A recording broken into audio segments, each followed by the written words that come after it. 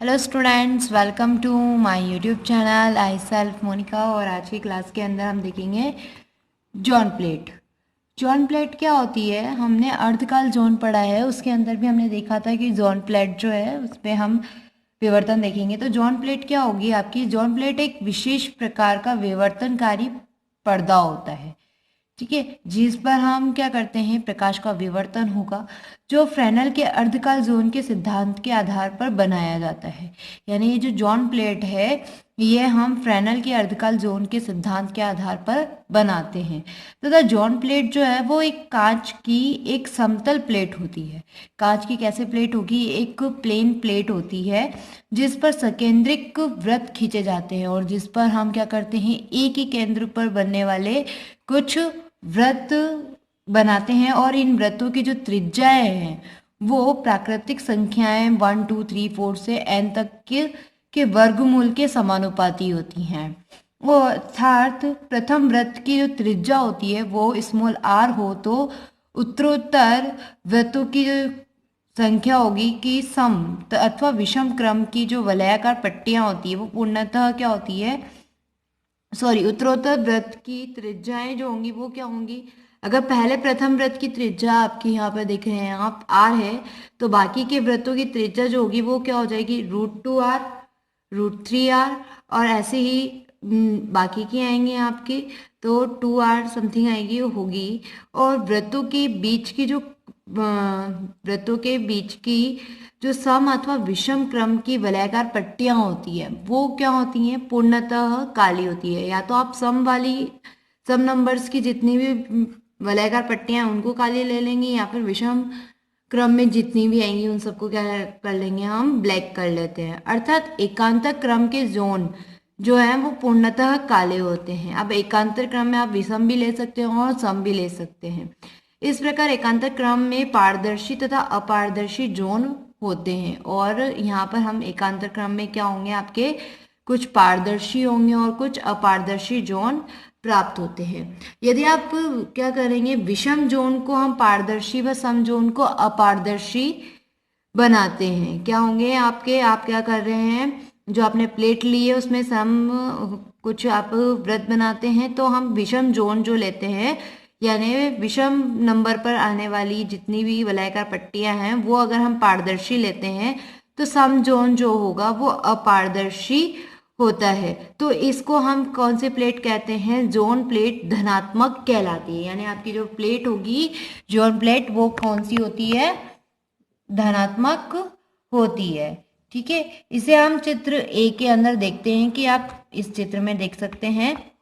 यहाँ पर आप जो व्रत लेते हैं वो कौन सी ले रहे हैं? विषम जोन पर आप पारदर्शी ले रहे हैं और सम जोन पर अपारदर्शी। अपारदर्शी का मतलब यहाँ पर क्या हो जाएंगी आपकी, सम जोन पर अपारदर्शी सफेद लेनी है आपको, और विषम जोन पर क्या लेते हैं हम? पारदर्शी लेंगे। तो विषम जोन पर पारदर्शी यानी यहाँ पर वन पर कितनी है? सफेद है। सेकंड पर थोड़ा सा काला रंग आ जाता है, और फिर थर्ड पर वापस सफेद आ जाएगी, और फोर्थ पे फिर वापस से काली काली हो जाती है। तो इसको हम क्या करते हैं? धनात्मक जोन प्लेट कहते हैं। इसे हम कौन सी प्लेट कहेंगे? धनात्मक जोन प्लेट कहते हैं। इसे हम चित्र ए के अंदर दर्शा रहे हैं, यानी ये जो आपका ए डायग्राम है ये वाला, ठीक है, इस ए डायग्राम को हम क्या कहते हैं? जोन प्लेट धनात्मक होगी, ठीक है। एंड और यदि आप विषम जोन अपारदर्शी तथा सम जोन जो है वो पारदर्शी हो। अब हम सम जोन को यानी सेकंड वाली जो वलयाकार पट्टी है उसको पारदर्शी रखते हो, प्रथम तृतीय फिफ्थ वाली जो है उनको हम अपारदर्शी रखेंगे। तो ये जो आपकी प्लेट होगी ये जो है वो कौन सी प्लेट होती है? ऋणात्मक कहलाती है। इसे हम चित्र बी के अंदर, यानी ये जो बी डायग्राम है इस बी डायग्राम के अंदर आप इसको देख सकते हैं। अब ये जो जोन प्लेट है वो एक उत्तल लेंस की तरह कार्य करती हैं। किसकी तरह कार्य करेंगी? उत्तल लेंस की तरह कार्य करती है। अब जोन प्लेटों को बनाने के लिए एक सफेद कागज पर हम क्या करते हैं, इनको बनाने के लिए क्या करेंगे, कोई भी एक प्लेन कागज लेंगे और उस पर सकेंद्रित वृत्तों पर एक श्रेणी खींच लेते हैं। यानी हम एक केंद्र लेते हैं और उस पर कुछ वृत्त बना लेते हैं, ठीक है, जिनकी त्रिज्याएं जो हैं वो हम प्राकृतिक संख्याओं के वर्गमूल के समानुपाती लेते हैं। और दोनों दो उत्तरोत्तर जोनों से प्रेक्षण बिंदु पर पहुंचने वाली तरंगिकाओं के आयाम जो होंगे वो क्या हो जाते हैं, विपरीत चिन्ह के होते हैं। हम दो तरीके के बनाएंगे, उत्तरोत्तर जोनों से प्रेक्षण जितने भी प्राप्त होंगे प्रेक्षण बिंदु पर, उनकी हम क्या करेंगे, तरंगिकाओं के आयाम उनकी विपरीत चिन्ह में लेते हैं। अतः एकांतर जोनों पर काला पेंट कर देते हैं, और एकांतर जोनों में हम क्या कर देंगे, यानी एक को छोड़कर एक को आप क्या करना है, काला पेंट करना है, जिससे एकांतर जोन जो है वो अप्रभावी हो जाते हैं, और एकांतर जोन जो होंगे वो सब क्या होंगे, अप्रभावी होंगे, तथा शेष बचे जोनों का प्रभाव जो है वो क्या हो जाता है, आपका इसमें जुड़ जाता है। इस प्रकार बनी ड्राइंग का जो एक समतल कांच की प्लेट पर अवकृत फोटोग्राफ ले लेते हैं, इस प्रकार प्राप्त नेगेटिव को ही जोन प्लेट कहते हैं। यानी आप इनको ही क्या कहेंगे, ये जो आपने बनाई है यहाँ पर ऐसे ही सेम प्लेट्स लेंगे और इनको आप क्या कहते हैं, जोन प्लेट कहते हैं।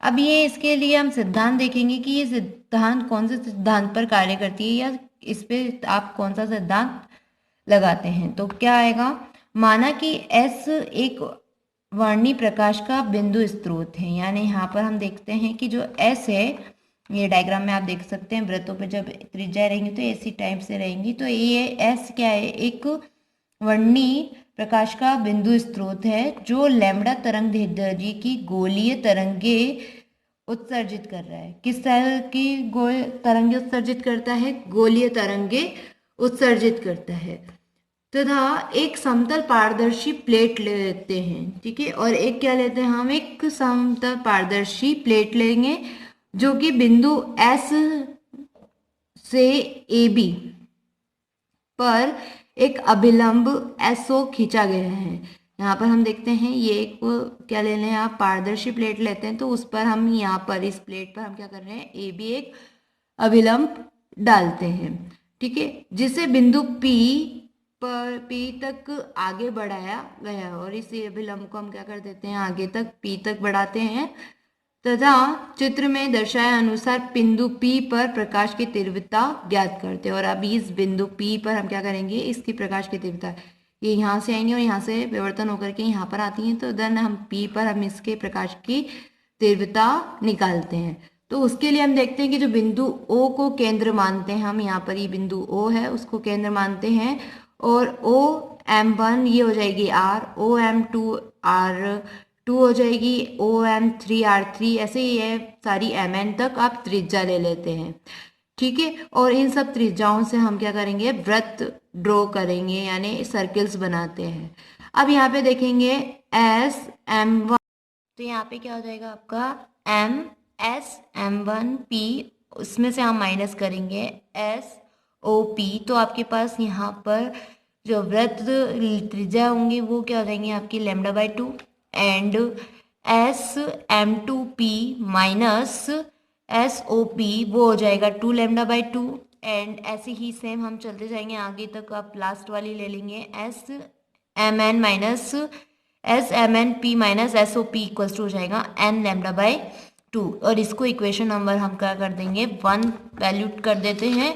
एंड यहाँ पर अब आप क्या करेंगे, ये एक ट्राइंगल देखते हैं आप SMNO, इस ट्राइंगल के अंदर हम क्या करेंगे, पाइथागोरस थ्योरम यूज करते हैं। देन यहाँ पर ये सारे जो प्रथम, अगर आपका वृत्त है तो वो उसका क्षेत्रफल प्रथम अर्धकाल जोन, ऐसे ही n वाले nवे और n-वे वृत्त के बीच का जो वलयाकार पट्टी होगी उसको हम nवा अर्धकाल जोन बोलेंगे, जो कि हमने अर्धकाल जोन के अंदर पढ़ा है। तो यहाँ पर देखते हैं हम, जो माना कि nवे जोन की त्रिज्या जो है हम OMN इक्वल्स टू RN लेते हैं, तथा SO जो है वो अगर U हो जाता है और OP इक्वल्स टू V होगा, तब हम समकोण ट्राइंगल जो अभी बताया मैंने SOMN लेते हैं, तो उसमें हम पाइथागोरस थ्योरम यूज करेंगे S M N square equals to S O square plus O M N square. तो यहाँ पर इनके वैल्यूज पुट करेंगे तो आप एस एम एन स्क्वायर की वैल्यू निकालेंगे U square plus R N square equals to, अब हम आर एन स्क्वायर की वैल्यू पुट करेंगे तो यहाँ पर सॉरी यहाँ से हम यू स्क्वायर कॉमन लेते हैं तो then U square equals to 1 plus R N square upon U square हो जाएगा, जो कि क्या हो जाएगी एस एम एन की वैल्यू हो जाएगी U equals to 1 plus R N square upon U square की पावर 1/2। ठीक है, यहाँ पर हमने इसको स्क्वायर रूट ले लेंगे तो यू स्क्वायर तो कॉमन बाहर आ जाएगा स्क्वायर रूट से, नहीं इसके ऊपर स्क्वायर रूट 1/2 पावर लग जाएगी। देन हम यहाँ पर पावर 1/2 है तो उसको हम द्विपद प्रमेय से ओपन करते हैं, द्विपद प्रमेय से हम सिर्फ उसकी सिर्फ वन टर्म लिखेंगे यू इक्वल्स यू तो जैसा है वैसे ही रहेगा, इसकी वन टर्म लिखेंगे 1 plus R N square upon 2 U square, बाकी के आगे की टर्म्स में इस आर स्क्वायर की क्या हो जाएंगी पावर्स बढ़ती जाएंगी, यू स्क्वायर भी बढ़ता जाएगा। देन इसलिए हम आर एन क्या होगा लेस देन होगा, वो छोटा हो जाएगा यू से, तो हम उन सभी पावर्स को क्या करेंगे नगण्य मान करके छोड़ देते हैं। देन हमारे पास एस एन जो है वो वैल्यू हो जाएगी U equals to R N square upon 2 U हो जाएगी, क्योंकि यू से ये यू स्क्वायर कैंसिल हो जाएगा, देन यहाँ पर 2 यू हो जाएगी और इसको इक्वेशन नंबर हम सेकंड कर देते हैं। इसी प्रकार हम ट्राइंगल जो है पी ओ एम एन ले लेते हैं, यानी आप पहले इधर वाली ट्राइंगल ली थी, अब हम सेकंड ट्राइंगल ले लेते हैं, वहां से भी हम एम एन पी निकालते हैं तो वो वैल्यू हो जाती है V equals to V plus R N square upon 2 V हो जाएगा। जैसे हमने इसकी निकाली है वैसे ही हम पाइथागोरस थ्योरम लगा करके इसको भी सॉल्व करेंगे। देन हमारे पास एस एम एन पी जो है वो S M N plus M N P को हम दोनों को ऐड करेंगे, तो यहाँ पर हमने दोनों की वैल्यू निकाली, दोनों को ऐड करते हैं तो यहाँ पर जो है आपके पास वो वैल्यू क्या हो जाएगी u plus V plus R N square by 2 common ले लेंगे और 1 upon you plus 1 upon V हो जाएगा। यहाँ से हम एस ये तो value u plus V equals to तो क्या हो जाएगा आपका एस ओ पी हो जाएगा। यहाँ पर आपने देखा है डायग्राम में, यहाँ से एस ओ से उसकी डिस्टेंस u और o से p की कितनी हो जाएगी v, तो देन u प्लस वी क्या हो जाएगा एस ओ पी हो जाएगा। तो आप u plus V equals to S O P लिख लेंगे and R N square by 2 1 upon you plus 1 upon V को हम एलसीएम लेके सॉल्व कर लेते हैं और यहाँ से आप एस ओ पी को क्या करेंगे एस एम एन पी में से माइनस करते हैं, then r N square upon 2 1 upon you plus 1 upon v आ जाएगा इक्वेशन नंबर 4 एंड यहाँ से हम इसको कंपेयर करेंगे इक्वेशन नंबर 1 से, तो R N square by 2 1 upon you plus 1 upon V जो है वो एन लैम्डा बाई 2 के इक्वल आता है। यहाँ से हम आर एन स्क्वायर की वैल्यू निकालेंगे तो यहाँ से ये 2 से 2 कैंसिल हो जाएगा एंड एलसीएम लेकर के u upon V upon sorry U V upon you plus V N lambda, ये जो है ये फंक्शन उधर जाकर के उल्टा हो जाएगा। यहाँ पर अभी ये फंक्शन क्या होगा u plus V by U V हो जाएगा ये पूरा फंक्शन, तो देन उधर जा करके आप उसको उल्टा कर दोगे तो यू वी ऊपर आ जाएगा न्यूमरेटर में एंड u प्लस वी का चला जाएगा नीचे। अब यहाँ पर हम आर एन चाहिए हमको तो स्क्वायर का स्क्वायर रूट ले लेते हैं, स्क्वायर रूट लेंगे तो आर एन जो है वो हमारे एन पर डिपेंड करेगा, यानी R N proportional to root N हो जाता है। अर्थात हम कह सकते हैं कि जो वृत्तों की त्रिज्याएं हैं वो प्राकृतिक संख्याओं के वर्गमूल के समानुपाती होती है। ऐसे ही हम बिंदु P पर परिणामी आयाम निकालेंगे, तो उसके लिए हम क्या करेंगे कि पहले दूसरे तीसरे व nवें जोन से उत्सर्जित द्वितीय तरंगिकाओं के कारण बिंदु P पर परिणामी आयाम जो है वो क्रमशः हम ले लेते हैं capital R1 capital R2 capital Rn तक ले लेते हैं और त्रियक गुणांक जो होगा उसका वो क्या हो जाएगा 1 प्लस कोस थीटा n हो जाएगा। उसके कारण हमारे पास R1 R2 Rn के मान क्या हो जाएंगे धीरे धीरे कम हो जाते हैं और कम हो जाएंगे, देन R1 जो होगा वो ग्रेटर देन होगा R2 से एंड R2 ग्रेटर देन होगा R3 से, ऐसे ही